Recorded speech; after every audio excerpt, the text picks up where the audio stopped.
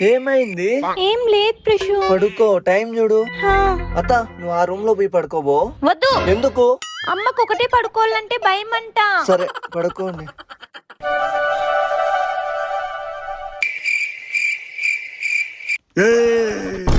ఓయమ్మ తల్లి. పరపురుషు మీద చేస్తావా? చేస్తారా?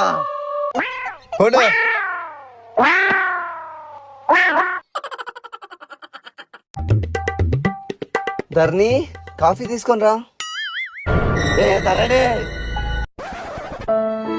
అయ్యో, నిదానంగా రావచ్చుగా. అయ్యో పర్లేదులే ప్రశు.